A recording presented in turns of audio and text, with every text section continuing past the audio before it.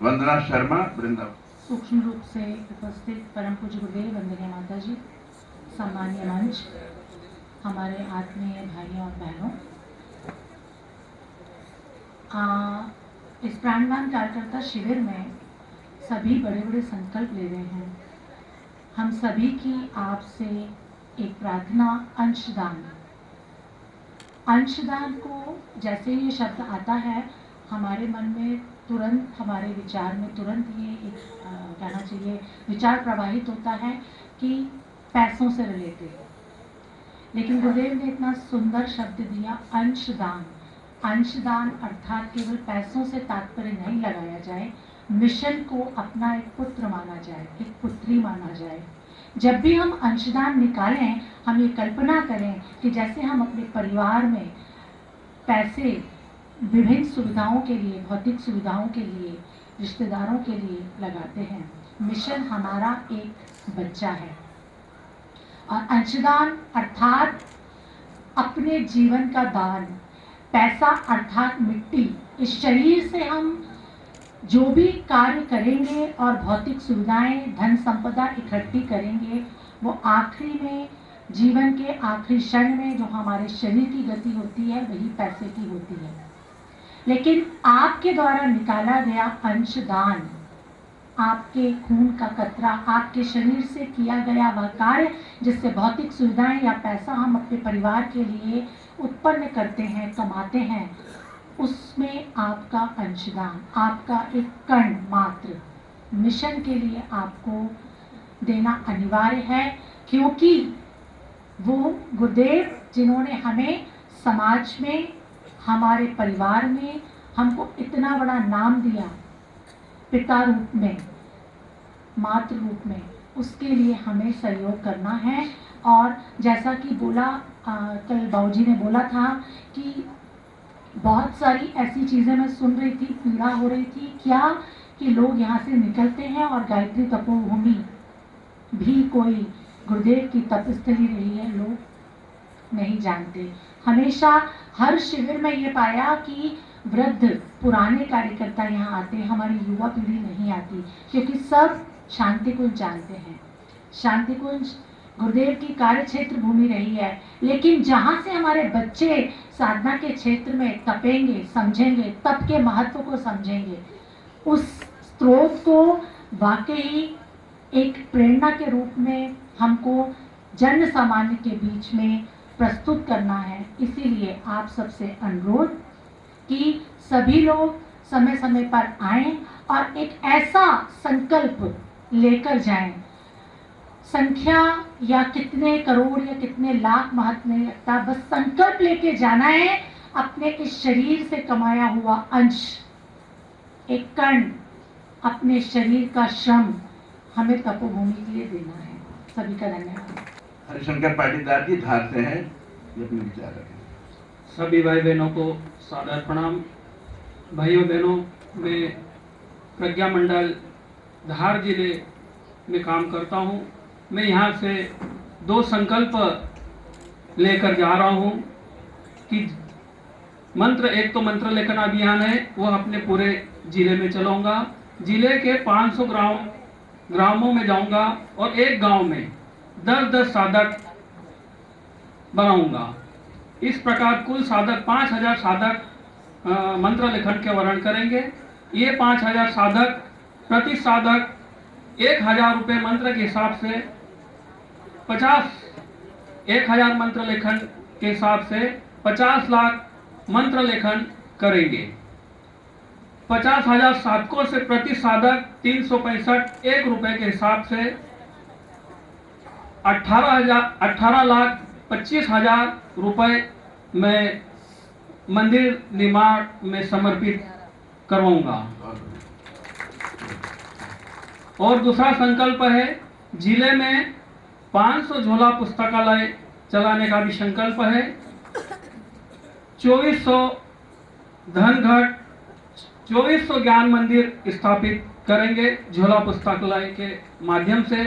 तो यह मंत्र लेखन और झोला पुस्तकालय के संकल्प हम यहाँ से लेकर जा रहा हूँ। मैं अकेला नहीं हूँ, मैं, हमारी पूरी टीम है मेरे साथ में, और सभी भाई बहन मिलजुल कर यह संकल्प हम पूरा करेंगे। और साथ ही अभी 24 मई में जो बाबूजी आए थे हमारे धार जिले में खलगाट में गोष्ठी हुई थी, तो मंदिर निर्माण में मैंने अपने निजी 51,000 रुपये समर्पित किए हैं। मैं छोटा सा किसान हूँ, कोई बड़ा बिजनेस नहीं है। गोष्ठी में बैठे थे, गुरुदेव का चमत्कार ही हुआ मेरे साथ। गोष्ठी में बैठे थे, सभी भाई बहन अपनी अपनी घोषणाएं कर रहे थे। किसी ने 11,000 दिया, किसी ने 21 दिया, किसी ने 31 दिया। तो मैं भी बैठ के सोच रहा था कि अपन क्या दे सकते हैं। तो कुछ दिन पहले, 2-1 महीने पहले मेरे पास 51,000 रुपये आए थे। मैंने अपनी धर्म पत्नी से कहा कि तुम्हारे नाम पे मैं एफडी करवा दूंगा। तो 2 महीने तक पैसे पड़े रहे, बैंक में आज जाऊं कल जाऊं, समय नहीं मिला। लेकिन वो पैसे को तो यहाँ आना था। गोष्ठी में पीछे बैठ के सोचा करा क्या करें, लेकिन अचानक ध्यान आया कि जो वो पेटी में 51,000 रुपये रखे हैं, क्यों ना उसी के एफडी में मथुरा में कर दूं।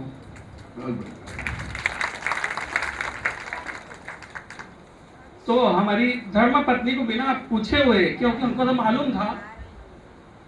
इसके बाद जब यहाँ पर हमने पैसे पहुंचाए और यहाँ से रसीद गई, तो वह रसीद हमारी धर्म पत्नी को हमने दी और कहा कि ये आपकी एफडी। तो वो भी देख के खुश हो गई कि इससे बड़ी एफडी और क्या होगी। धन्यवाद। विनीता खंडेलवाल जी धार जिले के कस्बे से हैं और इनकी विशेषता यह है, ये अपने ससुर की स्मृति में मंत्र लेखन को बढ़ावा दे रही है और अपनी सास को आगे रख करके काम करती है। और इसकी परिणति ये हुई है कि इंदौर के सेंट्रल जेल में और भोपाल के सेंट्रल जेल में 108 कुंडी यज्ञ संपन्न हो चुके हैं जेल के अंदर। और वहां पर बहुत सारे कैदी लाभान्वित हुए हैं, उनका चरित्र बदला है, व्यवहार बदला है और उनको समय से पहले छुट्टी मिल गई है जेल से। और आगे अब दिल्ली में भी ये तिहाड़ जेल में प्रयास करने जा रही है। तो गायत्री मंत्र लेखन के माध्यम से कैसे लोगों को लाभ पहुंचता है, इस क्षेत्र में बहुत काम कर रही हैं और यहाँ के निर्माण में भी इनका दान मिलता रहता है। आगे कम समय में चाहूंगा कि आप अपनी बात रखें। बोलिए गायत्री माता की, परम पूज्य सद्गुरुदेव की, परम वंदनीय माता जी की, गायत्री तपोभूमि की। गायत्री मंत्र एक साथ एक स्वर में। ओम भूर्भुवः स्वः तत्सवितुर्वरेण्यं भर्गो देवस्य धीमहि धियो यो नः प्रचोदयात्। सभी भाई बहन जो दूर दराज से आए हैं, सभी प्रांगण कार्यकर्ता भाई बहनों को प्रणाम। मंच में हमारे बाबूजी भाई साहब को प्रणाम। सबसे पहले गायत्री मंत्र लेखन अभियान जो भाई बाबूजी ने बताया, हमारे ससुर जी की स्मृति में चलाया जा रहा है 3.5 सालों से। 5.5 लाख मंत्र लेखन अभी तक निःशुल्क वितरण हो चुका है। और हमेशा से मुझे तपोभूमि से बहुत प्यार, आशीर्वाद, मार्गदर्शन और सपोर्ट मिलता आया है और उम्मीद भी करती हूँ आगे भी मिलता रहेगा। जेलों के अंदर 52 जेल में खुद जाके भी अपने बंदी भाइयों को, उनकी वेदना को समझ पाई हूँ कि कैसे वो लोग यहाँ पे रहते हैं, किसी भी कारणवश आए हों। अभी वहाँ पे एक स्मारक बना है दिसंबर में, पूरा टफन ग्लास का, वहाँ पे उनके द्वारा ही लिखी गई किताबें स्थापित की गई हैं। तो वहाँ पे वो लोग रोज अर्चना, पूजा अर्चना सब करते हैं। वहाँ पे डेली यज्ञ होता है और वहाँ पे अभी 1 महीने जो सावन का महीना है, वहीं पे जब साधना करेंगे वो लोग, ऐसे 1.25 महीने का जब भी वहाँ पे चलाया जा रहा है। जन पुरोहित का कार्य अभी वहाँ पे बंदी भाई जब बाहर जाएंगे तो वो अपने गायत्री परिवार से तो जुड़ेंगे ही। वहाँ पे जो लोग हम कर रहे हैं कार्यकर्ता, वो सब वहाँ जाके भी, बाहर जाके भी वो कार्य करेंगी। और अब बहनों के लिए भी भोपाल से अगर टीम आई होगी तो मैं इनसे निवेदन करूंगी कि भोपाल में बहनों के साथ भी वो कार्य करें जो भाइयों के साथ हो रहा है। आगे आप सबका आशीर्वाद चाहिए कि कल हम जेल अधीक्षक मैडम से बात करने जा रहे हैं तिहाड़ जेल में। अगर दिल्ली की टीम यहाँ पे हो तो मैं उनसे भी निवेदन करूंगी कि जितना सपोर्ट मुझे मध्य प्रदेश में मिला है यहाँ पे दिल्ली की टीम भी दे, क्योंकि कार्य गुरुदेव का है। कोई भी करे, हम सिर्फ निमित्त मात्र हैं, हमें सिर्फ निमित्त बनाया है। चेतना उनकी चल रही है, कार्य उनका हो रहा है। मेरे जैसी एक महिला जिन्होंने कभी गुरुदेव को शादी के पहले ऐसे मतलब इतना समझती सुनती थी गायत्री परिवार क्या है, शादी होने के बाद मेरे पति के सपोर्ट, मेरे परिवार के सपोर्ट की वजह से आज मैं यहाँ तक हूँ। तो हम एक कदम बढ़ाएं, गुरुदेव आगे हजारों कदम आपके लिए तैयार हैं। ऐसी डरपोक महिला की कहानी कई बार मैंने फेसबुक पर डाली है। लोगों की इच्छा थी कि आप कैसे आगे बढ़ी हैं, कैसे आप में आत्मबल आया है। तो बहनें आप देख सकती हैं कि वो कम समय में मुझे अपनी बात रखना है, इसलिए उससे विस्तार से नहीं कह पाऊंगी मैं। और आपको मैंने एक चीज़ देखी, अभी मेरे बेटे का ऑपरेशन हुआ इस महीने जून में 2 बार वो जीवन दान मिला है, पूरे यज्ञ की तपस्या के बाद ही वो आया है। तो वो ऐसी ऐसी आपकी परीक्षाएं लेते हैं। मेरे पति का 4 बार एक्सीडेंट हुआ है और 5वीं बार अभी 10 महीने बाद पहले भी हुआ था। 5वीं बार गुरुदेव ने उनको जीवन दान दिया है। तो आप गायत्री मंत्र लेखन साधना कोई भी करे, कोई सा भी सत्र चलाएं, कोई सा भी आप यहाँ पे सूत्र लें, एक सूत्र आप पकड़ के चलें, उससे आपको बहुत अच्छा और गुरुदेव के प्रति समर्पण और सबसे बड़ी आत्म शांति। कई लोग ऐसे क्वेश्चन करते हैं क्या आपको आत्म शांति मिलती है, तो मैं सबसे पहले इस तपोभूमि से कहना चाहूंगी कि जो आत्म शांति मेरे मन में है, मेरे मन में, मेरे जीवन में, मेरे बच्चों के प्रति है कि वास्तव में गुरुदेव का काम करें आप। कोई आप और जैसे अभी दीदी ने बताया एक कदम आप आगे बढ़ा दें, गुरुदेव आपके लिए हजारों कदम तैयार है। आज मैं आपको बता दूं 23 साल हो गए मुझे शांति कुंज गई नहीं हूँ मैं। 2 साल पहले गई थी शादी होने के बाद, जब समझती नहीं थी शांति कुंज क्या है, तपोभूमि क्या है।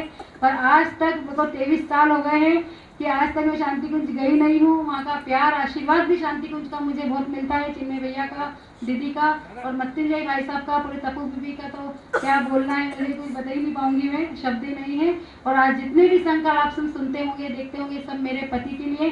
तो एक ताली आप मेरे पति देव के लिए जो पीछे बैठे उनके लिए बजाएं कि उन्होंने एक महिला को कैसे आगे बढ़ाया है तन मन धन से। तन मन और धन से हम गुरुदेव के प्रति समर्पित हैं। तो आप सब प्राणवान कार्यकर्ता बहुत दूर से आए, बस एक ही बात बोलूंगी कि आप गुरुदेव के लिए तन मन धन से जुड़ जाएं, हिम्मत रखें। देखिए गुरुदेव आपका कितना साथ देते हैं। बस एक हमारे मुसलमान भाई का मैं आपको बस 2 लाइन में सुनाना चाहूंगी। उन्होंने ऐसे अनुभव हैं, पूरे 900 भाई बहनों के अनुभव हैं पूरे मध्य प्रदेश में, जिन्होंने मंत्र लेखन के बाद जिनका जीवन परिवर्तन आया है। इसमें एक हमारे मुसलमान भाई का है, मैं 2 मिनट में सुनाना चाहूंगी। गायत्री मंत्र लेखन जब हम करते थे तो मंत्र लेखन करते समय मन स्थिर मान रहता है, जो मन इधर उधर भटकता है एकाग्रता को पा लेता है। गायत्री मंत्र के लेखन से जहाँ मन में स्थिरता होती है, साथ ही आध्यात्मिक चेतना का भी विकास हुआ है। अस्थिरता के दौर में इस गायत्री मंत्र लेखन से बहुत सुख शांति हुई और मेरे पक्ष में, जो मैं निर्दोष हूँ, मेरे पक्ष में मेरा केस हुआ है, मैं बहुत जल्दी यहाँ से रिहा हूँगा। तो गायत्री परिवार के लिए एक रियाज खान भैया हैं, उन्होंने मुसलमान भाई हैं, इन्होंने पूरा लिखा हुआ है, अपना अपना अनुभव डाला। ऐसे कई मुसलमान भाइयों ने भी मंत्र लेखन की साधना की है। वो 1.25 महीने तक जब वो बिल्कुल सात्विक विचारों से भी रहते हैं जेल के अंदर, और पूरा ऐसे कम से कम 100 ऐसे बंदी भाई हैं मुसलमान जिन्होंने मंत्र लेखन लिखा है। तो आप सबका बहुत बहुत धन्यवाद। बहुत बहुत धन्यवाद।